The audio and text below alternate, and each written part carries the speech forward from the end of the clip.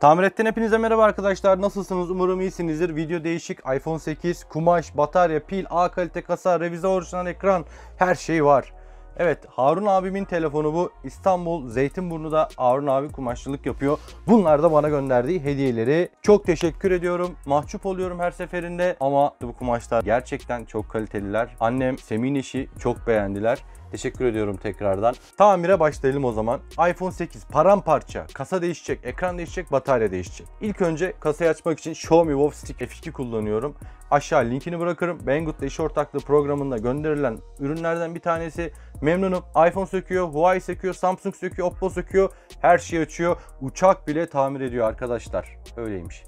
Cem diye bir arkadaşla tanıştık. Helikopterlerin elektronik malzemelerini sökebileceğini söyledi. Cem arkadaşımız Atak helikopterlerini test ediyor, bir şeyler yapıyormuş İzmir'de. O söyledi. Elektronik parçalarını tamir edebilir dedi. Ben onun yalancısıyım, bilmiyorum. Ama tanışmaya gittiğimde onunla tornavidayı da yanında götüreceğim. Deneyeceğim bakalım, izin verirlerse sökmeyi. Videosunda çekerim belki. Ama bilmiyorum, izin vermeyebilirler. Askeri çünkü. Dursana hemşerim, manyak mısın? Ne yoksun sen ya? Bu arada Xiaomi Wow Stick'in içinden çıkan şöyle metal zımbırtı, mıknatıslı, cartlı curtlu bir alet var. Bu ne işe yarıyor? Bu yukarı koyuyorsunuz. Vidalarınız kaymıyor. Oradaki karelerin içine ilgili yeri kriko gibi düşünüyorsunuz ve kroki gibi düşünüyorsunuz. Falan filan vidaları, plakaları, her şeyi yerleştiriyorsunuz. Bu kadar basit. Neyse, iPhone 8'den bahsedelim. Bu iPhone 8 Harun abinin yeğeninin telefonuymuş. Kırılmış, bizle tanışıyor işte YouTube aracılığıyla. Altın üyemiz iletişime geçti. WhatsApp'tan yazdı. Böyle bir cihazım var. Yapar mısınız? Yaparız abi dedik. Yolladı. Bu video sonradan koyuyorum. Sonra bir cihaz daha yolladı bize. O da Huawei Mate 10 Lite. Onun da ekran ve şarj soketi problemi var. Onun da videosunu olmadı, ilerleyen zamanlarda koyarız.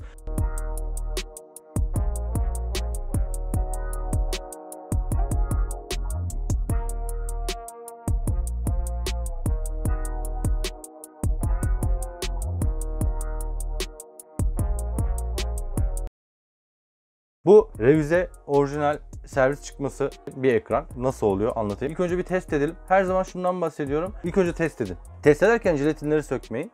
Bu önemli bir mevzu. Sebebi de şu: iade etme konusunda firmalar bunların jelatinlerin sökülmemesini istiyor.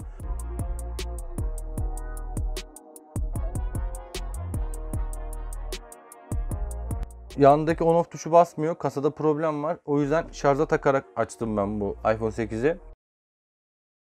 iPhone 8'imiz açıldı arkadaşlar. Ekran parlaklığı, kalitesi güzel. Revize yan sanayi değil bu. Revize ekran. Yani servis çıkması. Ne demek? Bu ekranın camı kırılıyor. Bunu serviste değiştiriyorlar. Servise kalıyor ekran. Sonra da ön cam takıyorlar. Yani orijinal ekran piyasaya bu şekilde sürülüyor. Normal orijinal ekranın yarı fiyatına sürülüyor. Toplam maliyeti de anlatacağım. Kasa, ekran, işçilik, batarya. Yüksek amperli bir batarya takacağız. Hepsinden bahsedeceğim arkadaşlar. Bu böyle bir şey. Basmayan yeri var mı diye ekranı kontrol ediyoruz. Öncelikle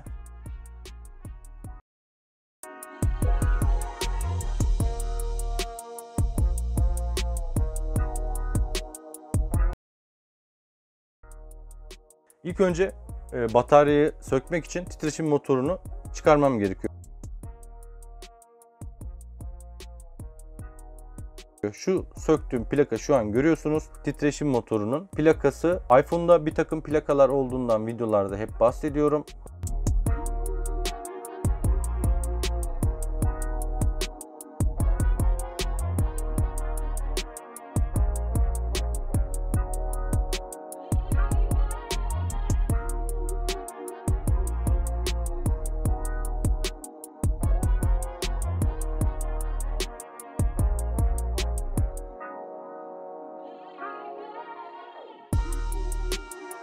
Titreşim motorunu söktük.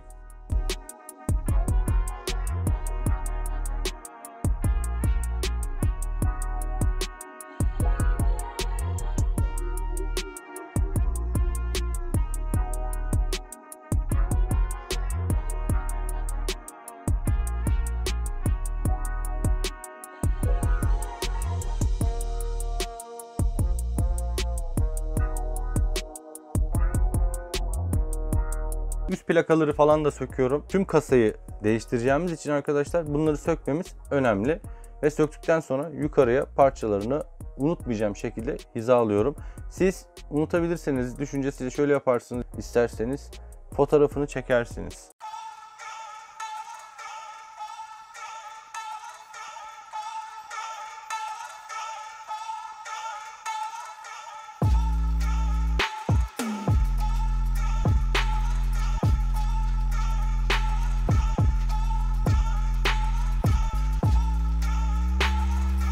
tüm ekipmanları söktüm. Bir anakart kaldı.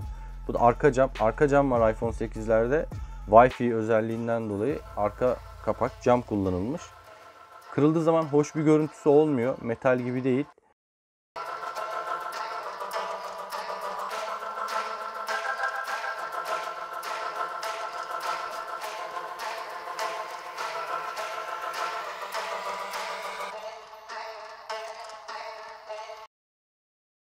Bataryayı da çıkardık son olarak. Kasayla pek işimiz yok. Bu da yeni kasamız arkadaşlar. Bu kasa birebir orijinalle yakın, orijinal değil ama A kalite bir yan sanayi. Bu yan sanayi kasaları bulmak zordur, A kalitesini. Deneme yanılma yöntemiyle internetten sipariş verirseniz gelmez, iade olmaz falan filan gibi problemler var. Ben çok yaşadım. Siz yaşamayın diye tamiret.net'i kurduk. Orada ben kendi kullandığım, denediğim, test ettiğim ürünleri koyuyorum sadece. Onun haricinde bir şey koymuyorum. Şu sağ tarafta görmüş olduğunuz tornavidalar da orada. Bu tornavidaları İngiltere Kraliçesi, Beckenbauer, Taşsız Kral Pele, Fenerbahçeli Cemil kullanmadı. O zaman yoktu iPhone'lar çünkü.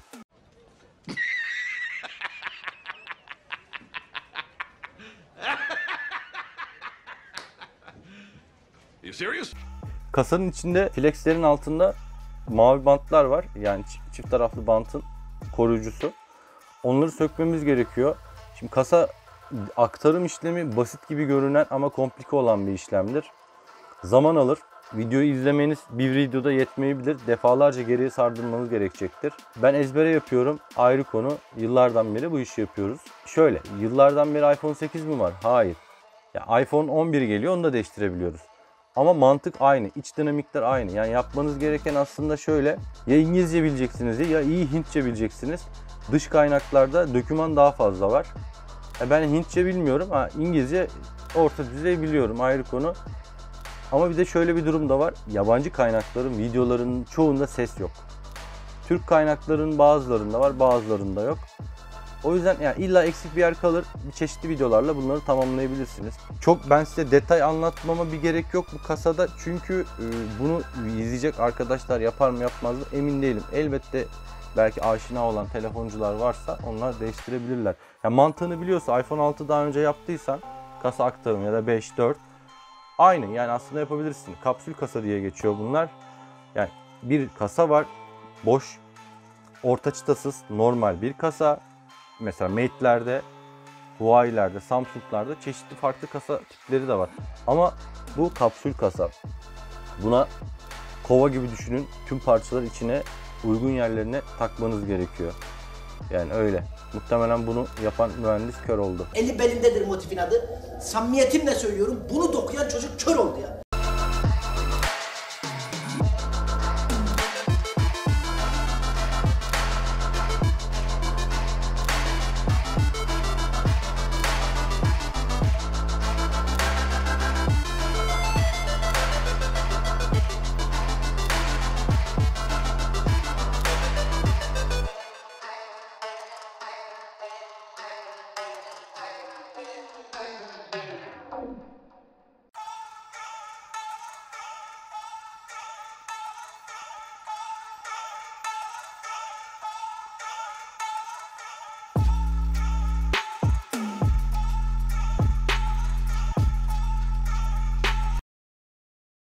Şimdi eski kasadan sökmemiz gereken bir takım ekipmanlar var. Bunların bir tanesi Wi-Fi. Wi-Fi kasada gelmiyor. Bilginiz olsun. Wi-Fi'yi sökeceğiniz, ya Wi-Fi şarjın daha doğrusu bu şarj etmeye yarıyor.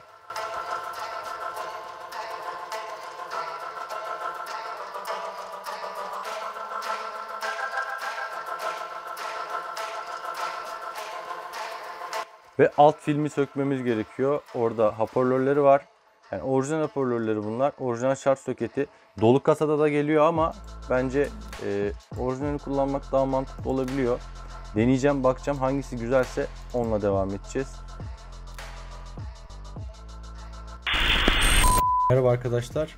Yaptığımız bir ticaretten takastan gelen iPhone 6 32 GB'lık kutulu. Faturası yok. Fakat iCloud'ları çıkılmış vaziyette.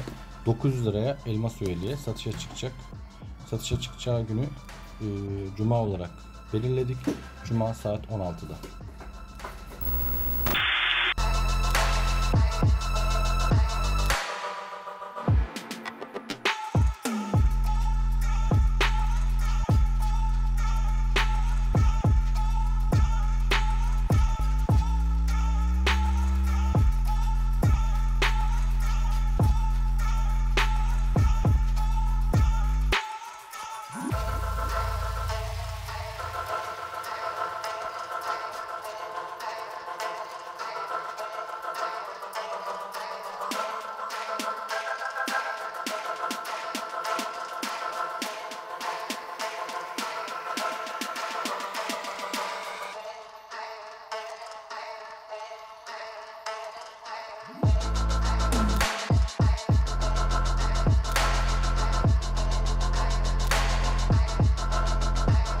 Artık yavaş yavaş oturtuyorum. Titreşim motorunu taktım.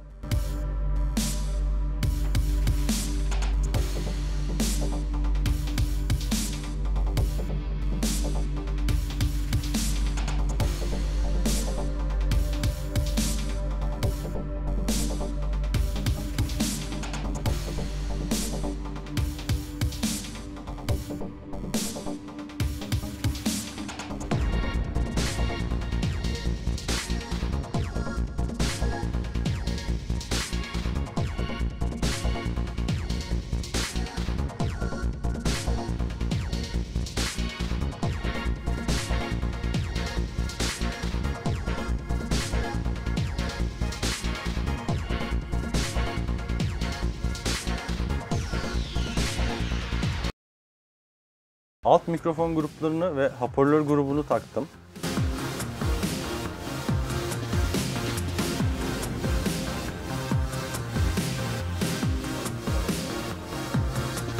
Anakartı oturtturmadan önce muhakkak biz temizleyin fırçayla falan. Tozlar, pislikler üstünden gitsin. Tertemiz yeni kasamıza oturtturalım. Yeni çarşaf gibi.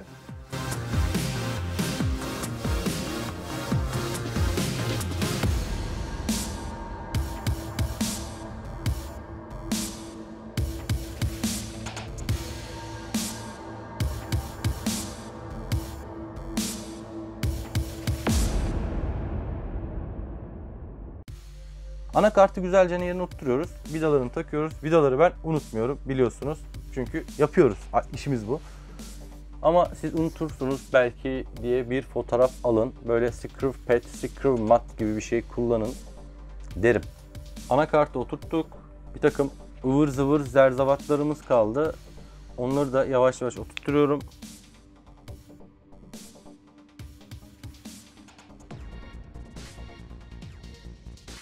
Bu video çok uzun olmasın diye çok fazla sardırıyorum. Toplam kasa, değişim, ekran, batarya, ıvır zıvır aslında yarım saatte 1 saat arasında sürüyor. Sıkmak istemiyorum. O kadar video atıp böyle tatlı, birazcık tamir, birazcık sohbetle devam edeceğiz.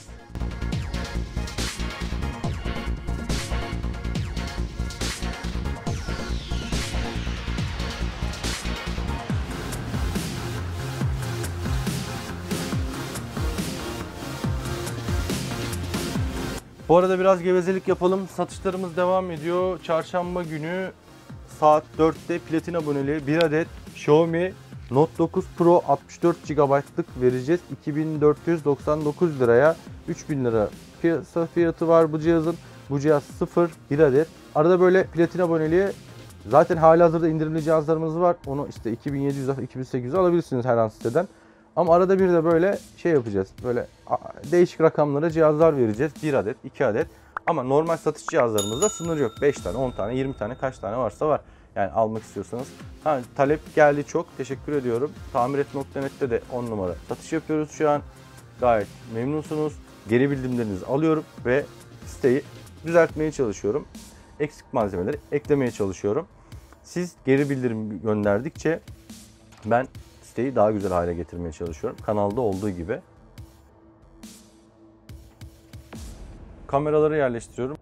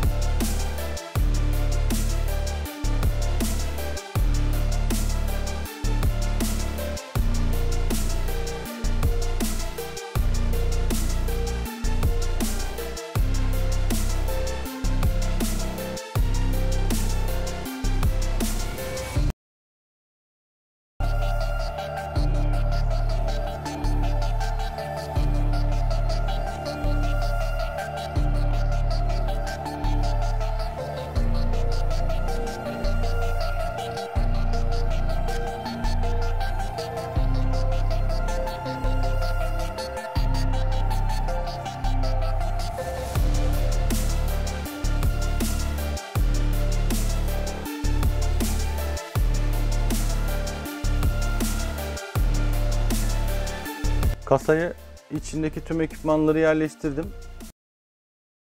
Her zaman bahsettiğim bir konu var. Test edin arkadaşlar. Her zaman test edin. Bunlar da sim kartları. Bir tanesi kasadan çıktı. Yeni aldığımız diğeri de kendi orijinal sim kartı. Tam anlamıyla ekranı oturtmadan test edin. Bazen problem çıkabiliyor. Test etseniz de problem çıkabiliyor. Yani bu önemli bir mevzu. Touch ID'yi henüz yerleştirmedim. Touch ID'nin ekranla hiçbir bağlantısı yok. Bunu da unutmayın.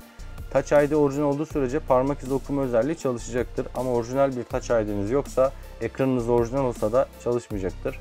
Ha, hoş, bunun ekranı zaten orijinal ama Touch ID bozuk ve yan sanayi olsaydı parmak izi çalışmayacaktı. Ben daha yerleştirmedim. Testim bitsin, ondan sonra yerleştireceğim ekranın ekipmanlarını. Sesini de kontrol ettim. Ses de çalışıyor, bir sıkıntı yok. İç ve dış kulaklıklar çalışıyor.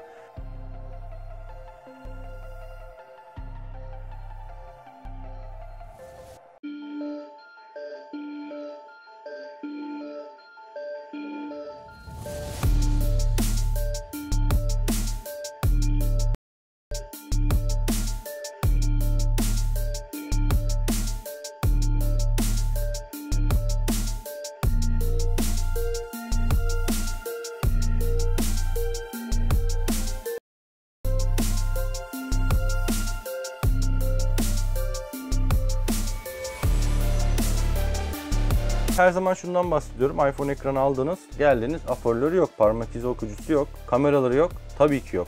Çünkü onlar iç donanım malzemeleri, iPhone'un ekranıyla alakası olmayan malzemeler. Ama onun üstünde diyeceksiniz. Evet, nerede olacak? Üstünde tabii ki de. Ama ekrandan bağımsız malzemeler. Bunları eski ekranınızdan çalışıyorsa yeni ekranınıza aktarmanız gerekiyor. Sırasıyla dikkatli bir şekilde, eğer iPhone X ve üzeri bir telefonunuz varsa X'ten sonra Face ID olacaktır o bölümde. Face ID'nin flex'ine muhakkak dikkat edin. Çünkü en büyük hata iPhone'larda o flex sökümünde ekran çıkartırken orada yapılıyor. Bunda da Touch ID'ye dikkat edeceksiniz. Hadi ön kamera bir şekilde amorti edilir. Yani yan sanayi bir şey bulursunuz, takarsınız çıkma mıkma. Ama Touch ID'nin geri dönüşü yok. Touch ID arızasından dolayı servise gönderdiğiniz zaman cihaz yenileme gelir. İşte sizden atıyorum iPhone 8 için bir 3000 lira para alırlar, size iPhone 8'in yenisini verirler gibi.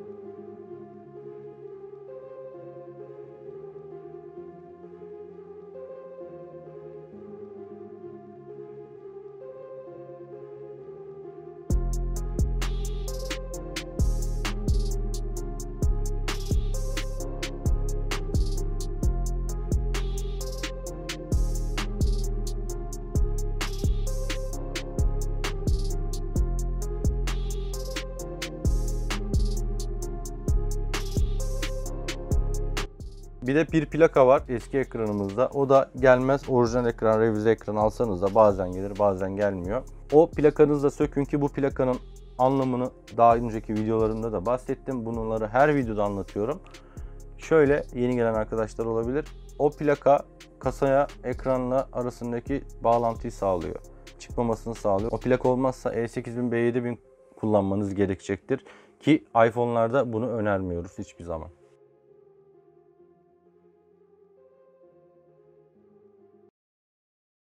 Plakayı söktük.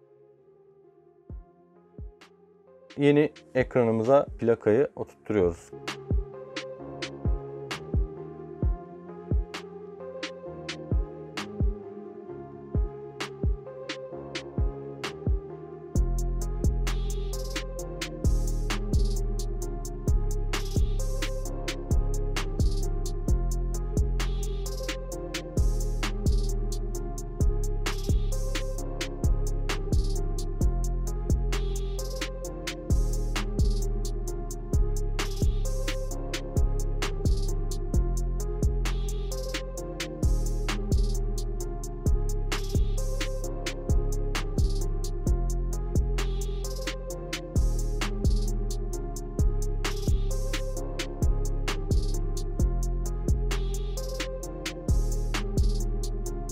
Home filmi diğer iPhone 6 alt testlerinin tam tersine iPhone 8'de arkadan değil önden takılıyor. Home tuşunun Flex'in ekranın ön tarafından geçiriyorsunuz. Sonra Home tuşu yerine oturuyor ve Flex'inin ilgili yere bağlantısını yapıyorsunuz. Touch ID direkt anakarta bağlanmıyor. Ekranın üstündeki sokete bağlanıyor. Soketten ekran Flex'leri vasıtasıyla anakarta öyle bağlanıyor. Anlatabilmişimdir umarım. Anakartın üzerine direkt bağlanmadığından dolayı ekran Flex'leri de Touch ID'nin bazen çalışmamasına sebep olabiliyor. Bu plakayı da takmayı kesinlikle unutmayın. Şöyle ki ekran takımı esnasında ekran filmini yanlış takarsınız, burkarsınız, kırarsınız. Touch ID bozuk derseniz çalışmadığı için. Halbuki sizin ekranın flexini bozmuşsunuzdur. Öyle de olabilir bazen. Unutmayın. Wovstick'le başladık. 75 liralık iPhone setiyle devam ediyoruz bu tamire. Bitiriyoruz artık yavaş yavaş. Ekranı takacağız. Tekrar test edeceğiz oturtmadan önce. Bataryamız kaldı. Bataryamızı da takacağız şimdi yerine.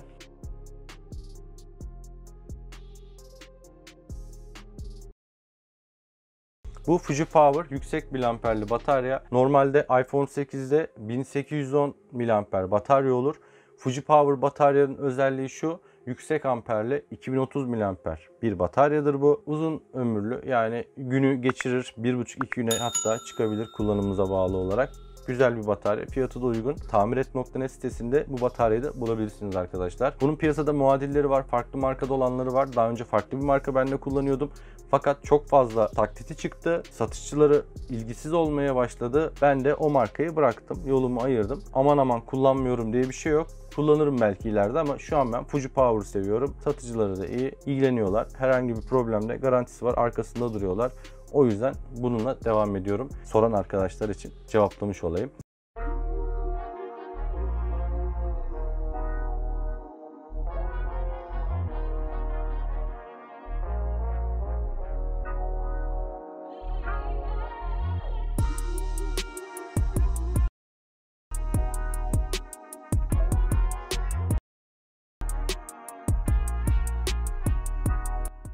Bu arada yakınlık sensörünü falan kesinlikle unutmayın test etmeyi. Çünkü yakınlık sensörünü bazen problemler yaşayabilirsiniz.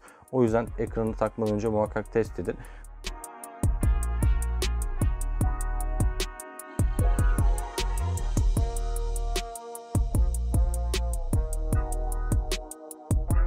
Bu da yeni kullanacağım bir çift taraflı bant. Batarya için bugün bunu kullanacağım.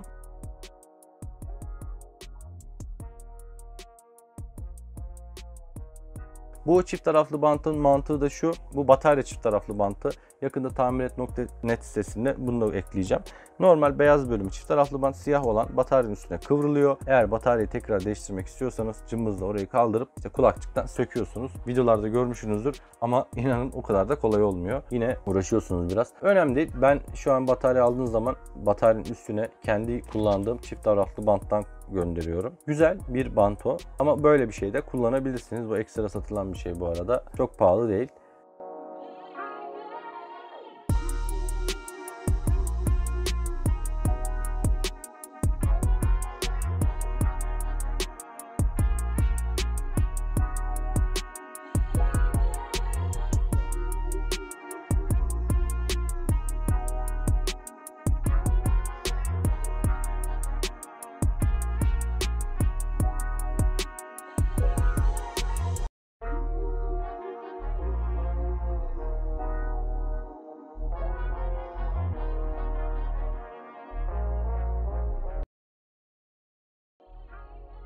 Batarya işlemimiz de tamam. Ekranı takarken kolay olması için ilk önce üstteki flex'i takıp sonra bu plakayı yerleştirebilirsiniz. Daha pratik olabilir. Sadece ekran değiştirmek isteyen arkadaşlar için bahsediyorum bunu. Çünkü bu videoda ekran değişimi, batarya ve kasa aktarımı var. Kasa aktarımı hepsinden daha farklı, işçiliği olan bir iş. Biraz daha komplike. Dikkat etmeniz gereken çok fazla parça var. Her yer Arap saçı olmuştu az önce biliyorsunuz. Yani o parçaların hepsinin bir fonksiyonu var. Parça arttırmamaya çalışın. Görüyorsunuz benim masamda her şeyin yeri var. Hiç fazla bir malzeme yok. Fazla bir ekipman yok. Artan bir malzeme de yok. Bu çok önemli. Eksik bir malzeme de olmasın. O yüzden Xiaomi Wovstick'in mıknatıslı zımbırtısı, yukarıdaki screw pad çok iyi. Masanın üstünden vidalar, cartlar, curtlar aşağı yuvarlanmıyor. En son olarak 2 flex daha var. Şimdi iPhone 8'de neden 3 flex var? Dediğim gibi Touch ID'nin flexi bir tanesi dokunmatik flexi, bir tanesi ekranın flexi. Ondan dolayı 3 tane. Ama yan sahne ekran olması Touch ID'nin anakarta kriptosunu aktarılmasını engel teşkil etmiyor. Yeter ki Touch ID orijinal olsun. Üstteki dokunmatiğin flexiydi. Son olarak ekran ve Touch ID'nin flexini taktık ve onların plakasını takıyoruz.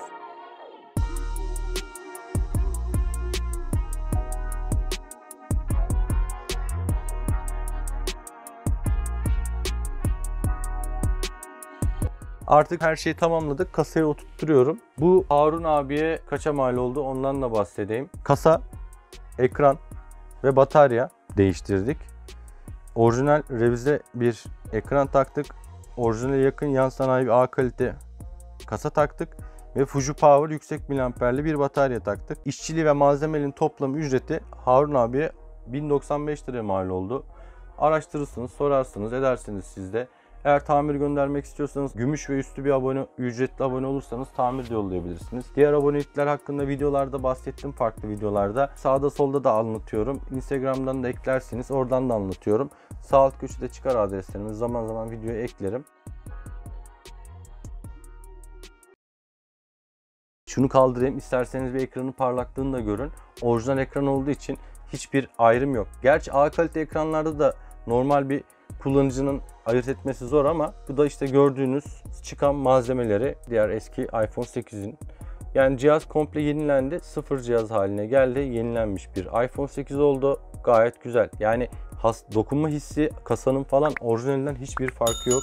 Emin olabilirsiniz buna. Bu video bu kadardı arkadaşlar. Eğer beğendiyseniz beğenmeyi unutmayın. Kanala hala abone değilseniz lütfen abone de olun. Bildirimlerinizi açın. Kendinize iyi bakın. Hoşça kalın. Bay bay.